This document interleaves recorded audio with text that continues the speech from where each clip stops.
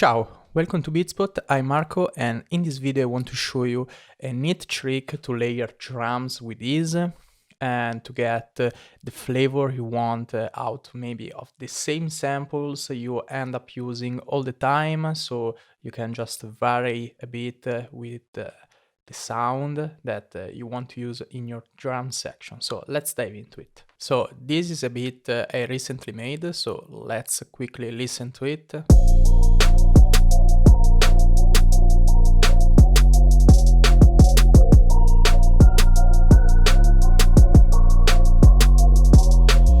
Okay, so I use this trick on the kick drum and on the snare drum. So let's start with the kick drum. This is the kick channel.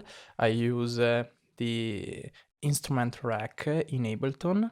So generally I start with this kick.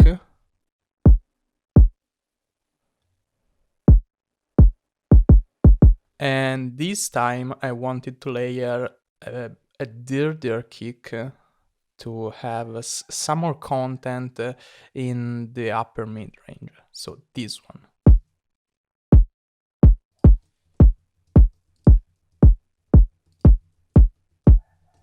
To give more knock, more character. I like the round original one, but in this case I wanted the kick to stick out more the mix and also to vary with my sound palette.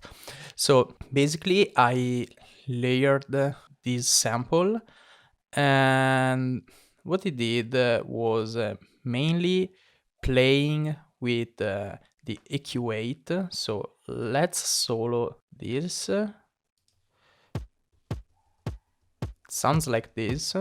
With the EQ8 we have only the knock here and also the gate to make it tighter. However, the trick here is to use standard clip, and standard clip is a clipper. You can use any other clipper, and it helps me with not going over 0 dB, and if I go over 0 dB it keeps everything in check, but it also adds some more color, and the interaction between the layers can become something really interesting. Or sometimes if the volume is the sound becomes nasty, that's because I may be overdoing the whole thing. So let's see, for example, on the snare drum. So this was the original snare, and I wanted to add some more tail. So I high passed the second snare drum and leveled it down. Then in the standard clip, for example, before high passing, I didn't pick the whole thing, but as I go up,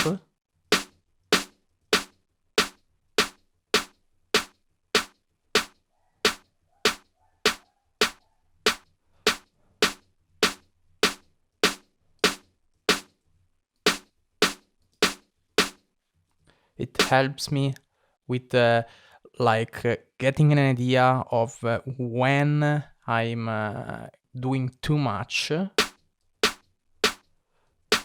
So as soon as I am around minus 13 dB, I kind of feel that that's like right.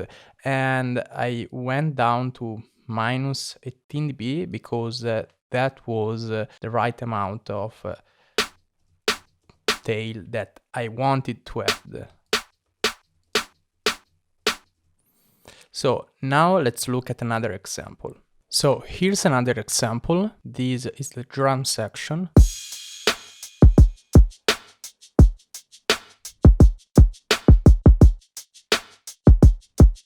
So now let's look at the kick drum. So I had these two layers, so the kick sounds like this, and the original one sounded like this. The added layer sounded like this, and I high passed it, I like band passed it here, and here's the standard clip. In this case, I'm not clipping, but I'm very close to. So this is the original one, then the layered one. Maybe just a little bit. If I went higher, we can see some red. And also I don't like the sound that is coming out of it. So now let's look at this snare, and it sounds like this. Here I have a transient master and the standard clip. So now let's turn off the transient. Here I have like 2 dBs of boost. So the snare sounds like this without the layer. With the layer again. Then I went with this high pass on the layer, then transient master, a bit of attack without limiter enabled.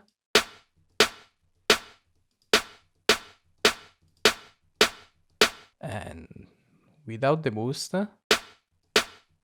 with the boost.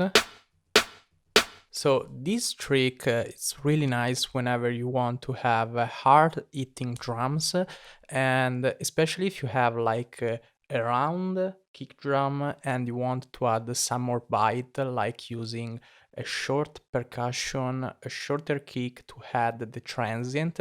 You can push the transient up and still have everything in check, and you can have the transient really smacked against the limiter or the clipper. And you can also use the limiter for this trick, but the limiter tends to keep everything rounder, so if you want more attack, the limiter isn't doing much the job, but you can always try. The clipper instead is coloring the sound, so at least for the sound I'm looking for, it's really nice. You can also use this to layer some tails that maybe hit up much headroom from the rest of the original sample, so just consider trying it. You can also like use saturators or any other sort of clipper. For example, if you give a look at the Ableton saturator, it has this soft clip thing, so you can take advantage of it,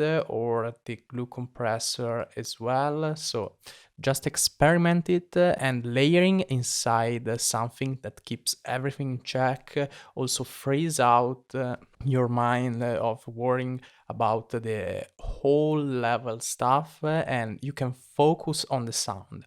Also, if you end up with a sound that's too squashed by the clipper, but you like the sound, like the harmonics, the distortion that you are getting from the clipper, you can also use a compressor, a gate, a volume envelope, or you can use volume automation applied manually, and you can shape your drum like printing to audio and reloading it on the sampler if you use MIDI programming with your drum section. So this is it for this video. If you have any question, feel free to ask in the comment section below, and see you in the next one.